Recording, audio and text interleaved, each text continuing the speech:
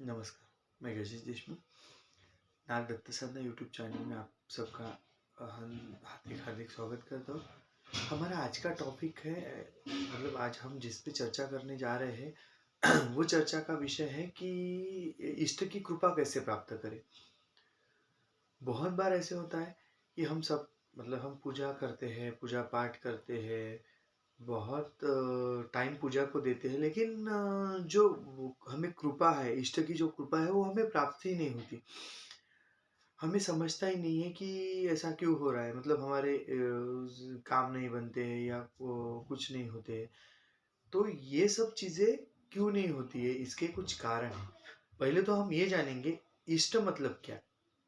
हमारी बहुत बार हम किसी भगवान की पूजा करते हैं, हमारे घर के देवत, कुल देवत ये सब अलग होते हैं, लेकिन हम किसी और देवता की ओर आकर्षित होते हैं, जो हमारे कुंडली के हिसाब से वो सब चीज़ें होती है, वो हम उस देवता की ओर आकर्षित होते हैं।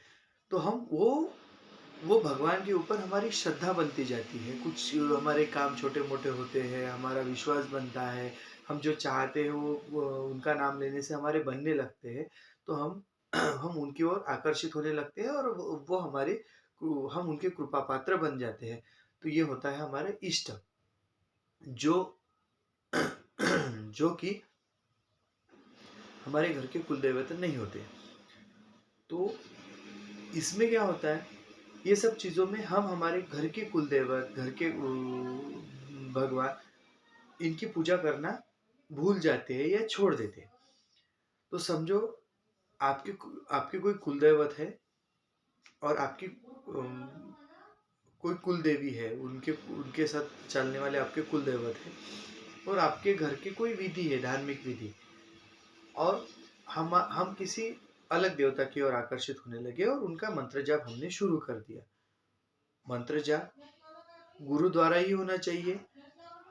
इष्ट हो आपके, ये बात सही है, लेकिन मंत्र जाप गुरु द्वारा अगर रहा तो वो जल्दी सिद्ध होता है, लेकिन इष्ट का भी सिद्ध होता है। इष्ट इष्ट की भी शक्ति अपने आप में मिलती है, लेकिन वो कैसे, इसके ऊपर हम बात करेंगे, और उनकी कृपा कैसे प्राप्त करें, ये हम बात करेंगे।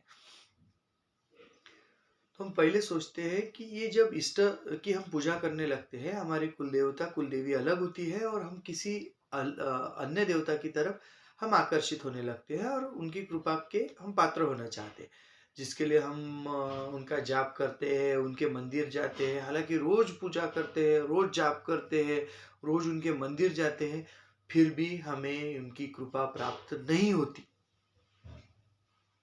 इसके कारण ऐसे हैं कि उनकी कृपा प्राप्त करने के लिए जो आपके कुलदेवी या कुलदेवत है, उनकी कृपा प्राप्त करने की आपको पहले जरूरत है, तभी इष्ट की कृपा आपको प्राप्त हो सकती है। क्योंकि आपके घर में कुल देवते की एंट्री करने के लिए, उनके आने के लिए, या आपके जिंदगी में इष्ट को आने के लिए आपकी कुल देवता की अनुमति होना आवश्यक होता है।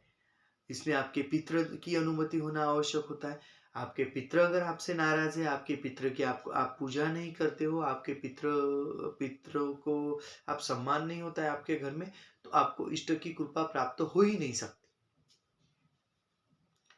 इसलिए आप शुरुआत में जो नियम से चलता आ रहा है, सनातन धर्म में जो नियम बता है, उसके हिसाब से पूजा करना शुरू करो। पहले आप ये ढूंढो कि आपकी कुलदेवी कौन है, कुलदेवी कुलदेवत कौन है, उनकी पूजा करना शुरू करो।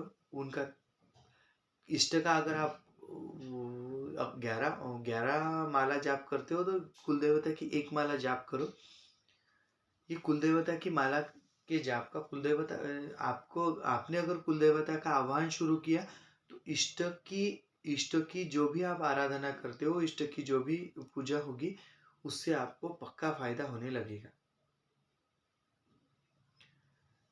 और कुल देवी की कृपा आपको एंट्री करने में लगेंगी, और इष्ट की जो पावर है, जो आपका ऑरा बनेगा, इष्ट भगवान की पूजा से, जो आपके इष्ट दैवत है, उनकी कृपा से, उनके जो वाइब्स होते हैं, उनका जो ऑरा होता है, आई बात ऑरा, हर एक भगवान का अपना अपना ऑरा होता है, अपने देवत का।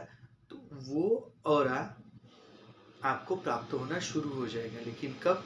जब आप शुरू से कुल देवी की पूजा करोगे, कुल देवता का आह्वान करोगे, तो आपकी जो पूजा है वो आपके इष्ट तक पहुंचेगी।